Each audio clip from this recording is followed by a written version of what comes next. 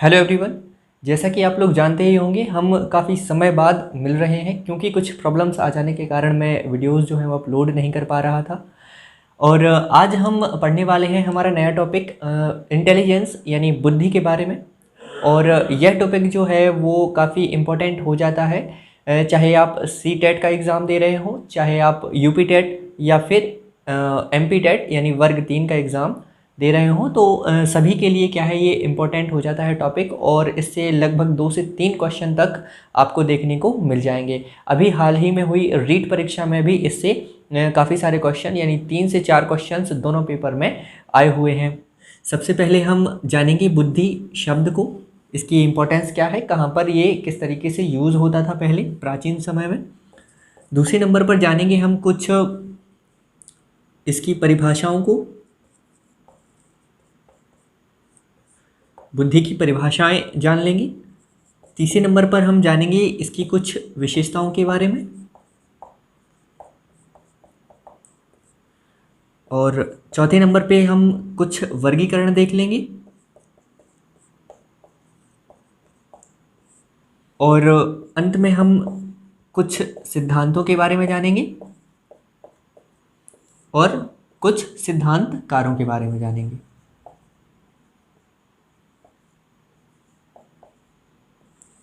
ठीक है, तो इस स्ट्रक्चर से हम इस टॉपिक को कवर करने वाले हैं। और जैसा कि आपको पता ही होगा, ये रहे कुछ हमारे टॉपिक्स जिनको मैं आपको यूट्यूब पर फ्री क्लासेस के रूप में पढ़ा रहा हूँ। और कुछ इनमें से टॉपिक्स जो हैं वो कवर भी हो चुके हैं, कुछ अभी होने बाकी हैं। तो ठीक है, आइए स्टार्ट करते हैं आज की क्लास को।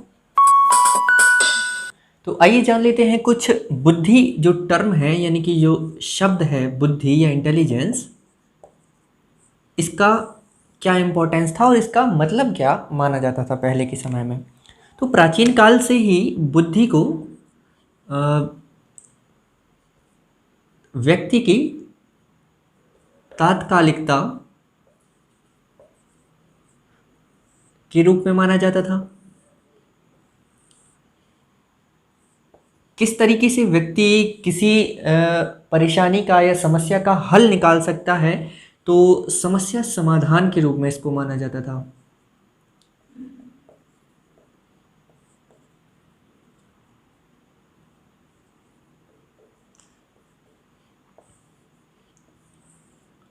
और इसको किस सेंस में यूज किया जाता था, तो समायोजन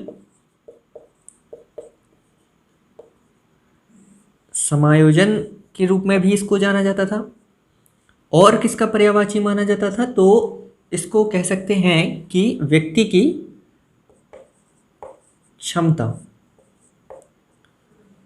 क्षमताओं के रूप में भी इसको जाना जाता था। तो बुद्धि का प्राचीन समय से ही इन सेंस में मतलब निकाला जाता था। जैसे कि किसी व्यक्ति में बुद्धि है तो वह तात्कालिकता यानी कि उस समय में वो क्या कर सकता है, कैसा उसका रिस्पॉन्स होगा, उसके रूप में माना जाता था। किस तरीके से व्यक्ति जो है अपनी समस्या का समाधान कर सकता है, प्रॉब्लम को सॉल्व कर सकता है, उसके रूप में इसको माना जाता था। और जैसा कि आपने भी कई डेफिनेशंस पढ़ी होंगी, बुद्धि को समायोजन भी कहते हैं, यानी कि समायोजन करने की क्षमता जो है जिस व्यक्ति में जितनी ज़्यादा होती है, कहते हैं कि उसमें उतनी ही जो है कुशल उसकी बुद्धि है। और बुद्धि को व्यक्ति की क्षमताओं के रूप में भी जाना जाता था कि कौन सा व्यक्ति क्या क्या करने में सक्षम है, तो वह व्यक्ति उतना ही बुद्धिमान माना जाता था। और प्राचीन समय में ऋषि मुनि इसको विवेक भी कहते थे। प्राचीन समय में बुद्धि को ऋषि मुनि के द्वारा विवेक के रूप में कहा जाता था, और बुद्धि इसको आज के मनोवैज्ञानिक टर्म में हम कह देते हैं। तो ये रहे कुछ बुद्धि शब्द के मतलब जो कि आप जान सकते हैं।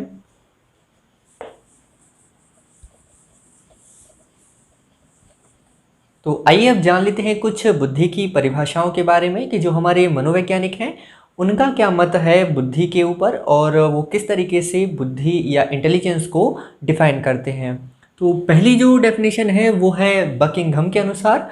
तो बकिंघम जो है वो क्या कहते हैं बुद्धि के बारे में, इन्होंने बोल दिया है कि सीखने की शक्ति ही बुद्धि है। इन्होंने सीखने की शक्ति को ही बुद्धि कह दिया है, और इनका कहना भी ठीक है कि कोई व्यक्ति किस तरीके से सीखता है, कितना जल्दी सीखता है या कितना देरी से सीखता है, ये किसके ऊपर डिपेंड करता है। यही तो हम कहते हैं कि अगर कोई बालक जो है देरी से सीखता है तो हम क्या कहते हैं कि उसकी बुद्धि जो है कमज़ोर है ना।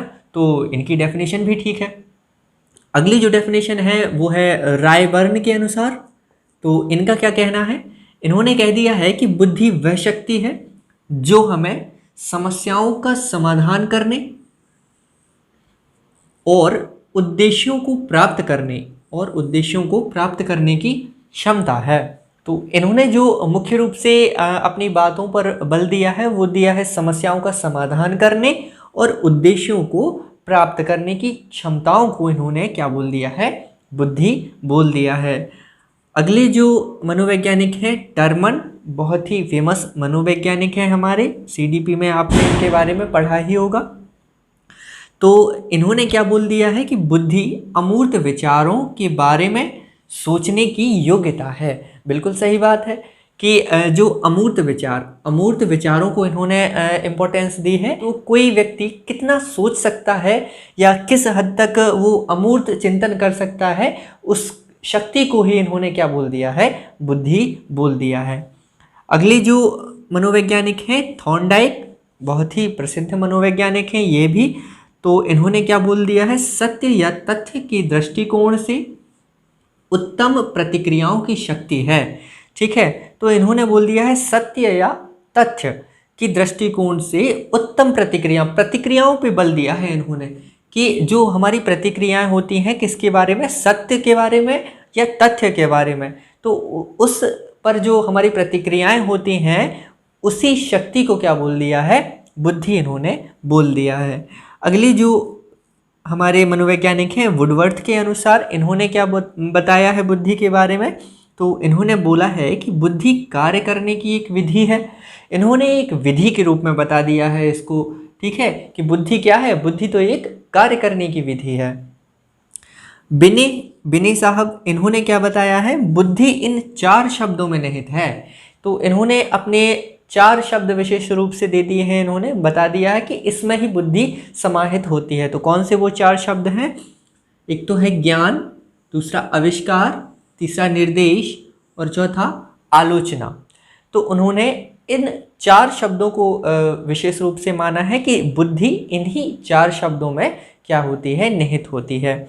और अगर सभी मनोवैज्ञानिकों की दृष्टिकोण को देखा जाए और समझा जाए तो एक ओवरऑल जो डेफिनेशन निकल के आती है उसको आप इस तरीके से समझ सकते हैं, मैंने यहाँ पे लिख भी दिया है कि वातावरण के साथ समायोजन करने की योग्यता को, सीखने की योग्यता को, मूर्त तथा अमूर्त चिंतन करने की योग्यता को और समस्या समाधान करने की योग्यता को हम क्या कह सकते हैं, बुद्धि कह सकते हैं। कि अगर व्यक्ति में बुद्धि अगर उसकी अच्छी है तो वो ये सारे काम जो हैं वो बहुत अच्छी तरीके से या बहुत अच्छी रूप से कर सकता है। ठीक है, तो ये रही कुछ हमारे डेफिनेशंस जो कि मनोवैज्ञानिकों के द्वारा बताई गई हैं। और कई एग्ज़ाम्स में सीधे डेफिनेशंस से क्वेश्चन बन जाते हैं कि किस मनोवैज्ञानिक के द्वारा यह कथन दिया हुआ है। तो आप इनको हल्के में ना लें, एक बार ज़रूर अच्छे से पढ़ लें। और आप अगर चाहें तो इसका स्क्रीनशॉट ले सकते हैं, मैं साइड में हो जा रहा हूँ। ठीक है, आइए अब बढ़ते हैं हमारे नेक्स्ट स्टेप की ओर। आइए अब जान लेते हैं बुद्धि की कुछ विशेषताओं के बारे में।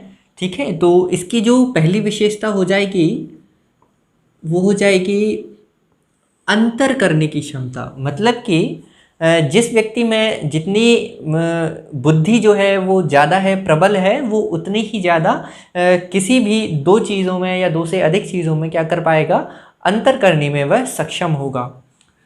आइए जानते हैं और क्या होती है इसकी विशेषता। तो जन्मजात शक्ति होती है। तो बुद्धि की जो एक विशेषता ये है कि ये जन्मजात होती है। ठीक है, अगली विशेषता क्या हो जाएगी, अमूर्त चिंतन की योग्यता। जैसा कि हमने डेफिनेशंस में भी देखा था कि अमूर्त चिंतन तथा मूर्त चिंतन की योग्यता को ही क्या बोल दिया जाता है, बुद्धि बोल दिया जाता है। तो ये उसकी एक विशेषता हो जाएगी। और ये विशेषता जो है ये आप प्रमुख रूप से या विशेष रूप से ये जान लीजिए कि इस पर किसी भी प्रकार का लिंग का असर नहीं पड़ता है, कोई भी प्रभाव नहीं पड़ता है, चाहे बालक हो या बालिका, दोनों ही बुद्धि के अच्छी बुद्धि के धनी हो सकते हैं या दोनों की ही अच्छी बुद्धि हो सकती है। अगली जो विशेषता हो जाएगी वो हो जाएगी समस्या समाधान की योग्यता। हम डेफिनेशंस में भी इसको पढ़ चुके हैं कि जो व्यक्ति जिस भी तरीके से या जितनी अच्छी तरीके से अपनी समस्याओं का निवारण कर सकता है, हम कह सकते हैं कि उसमें उतनी ही अच्छी बुद्धि है। और अगली जो विशेषता हो जाएगी इसमें क्या होगा कि वंशानुक्रम तथा वातावरण से प्रभावित ये होती है। तो ठीक बात है ना, किसी भी व्यक्ति का होना उसके वंशानुक्रम तथा वातावरण दोनों के ही मेल से जो होता है वो व्यक्ति प्रभावित होता है। यानी जैसा भी जो व्यक्ति होता है अपने वंशानुक्रम और वातावरण के प्रभाव के कारण ही वह व्यक्ति वैसा होता है। ठीक है, तो ये कुछ बुद्धि की विशेषताएं हो जाएंगी। आइए अब बुद्धि के कुछ प्रकारों के बारे में जान लेते हैं कि बुद्धि को हम किस तरीके से वर्गीकृत कर सकते हैं या कितने प्रकार की बुद्धि होती है। तो ये जो वर्गीकरण है ये थॉर्नडाइक और गैरेट का वर्गीकरण है, लिख दे रहा हूं यहाँ पे। थॉर्नडाइक और एवं गैरेट। थॉर्नडाइक और गैरेट के अनुसार जो पहला जो टाइप है बुद्धि का वो मूर्त बुद्धि है। तो मूर्त बुद्धि से हम क्या समझते हैं कि ऐसे काम जो कि फिजिकल मूवमेंट के द्वारा विशेष रूप से किए जाते हैं, यानी कि भौतिक रूप से वो कार्य किए जाते हैं, ऐसे व्यक्तियों में कौन सी बुद्धि पाई जाएगी, तो मूर्त बुद्धि पाई जाएगी। जैसे कि कोई नर्तक हो गया, अब विशेष रूप से वो हाथ और पैरों के माध्यम से ही डांस करता है तो नर्तक हो जाएगा। वादक हो जाएगा, हाथ के माध्यम से ही वो कुछ बजा पाएगा, कुछ साज बाज बजाएगा, तो है ना। इंजीनियर जो रहेंगे वो भी किस तरीके से अपना काम कर पाएंगे, भौतिक रूप से ही करेंगे। उद्योगपति हो गए, कारीगर हो गए। तो ये कुछ एग्जाम्पल्स रहे जिनमें मूर्त बुद्धि पाई जाती है ऐसे व्यक्तियों के।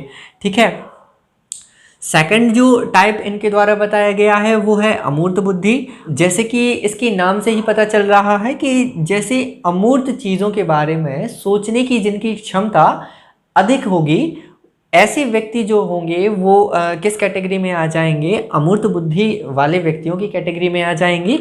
अब जैसे कौन कौन से व्यक्ति हो सकते हैं ऐसे, तो लेखक है ना। लेखक, आपने वो कहावत सुनी ही होगी, जहाँ ना पहुँचे रवि वहाँ पहुँचे कवि, है ना।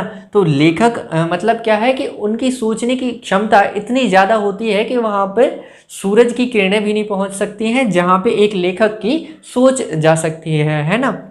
तो लेखक हो गए, डॉक्टर हो गए, इनमें भी क्या होगी, इसी प्रकार की बुद्धि पाई जाएगी। दार्शनिक जो व्यक्ति होंगे, शिक्षक, पेंटर, ध्यान दीजिएगा, शिक्षक जो कि आप बनने वाले हैं, है ना।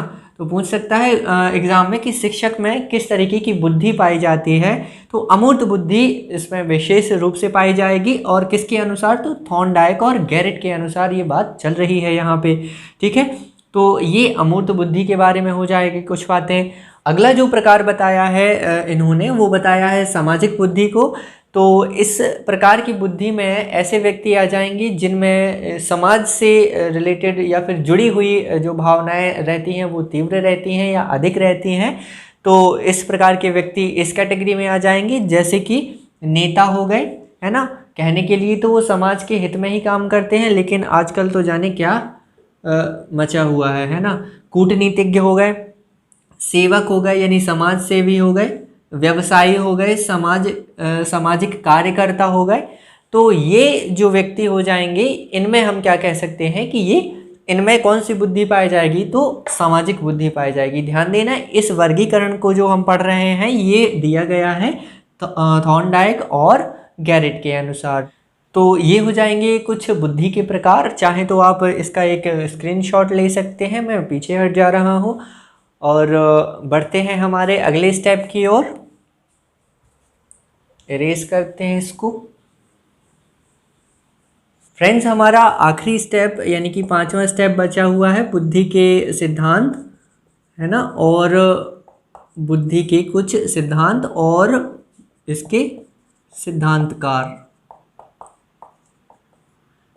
इस टॉपिक को फ्रेंड्स हम अपने अगले वीडियो में करेंगे, क्योंकि ये वीडियो ज़्यादा लंबा ना हो जाए, इस वजह से हम इसको यहीं पे रोकते हैं। तो फ्रेंड्स बने रहें आईएमपी क्लासेस के साथ, और हमारा ये वाला जो पार्ट है पार्ट 2, इसको ज़रूर देखना ना भूलें। पार्ट 2 इसका मैं बहुत ही जल्द अपलोड कर दूंगा आपके लिए, तो इसकी लिंक भी मैं आपको डिस्क्रिप्शन में दे दूंगा, तो आप वहीं पर सीधे जाकर लिंक से जाकर पढ़ सकते हैं। तो इसका जो ये 5th वाला टॉपिक है आप अगले वीडियो से हमारे कवर कर सकते हैं। बने रहें आईएमपी क्लासेस के साथ। Thank you friends.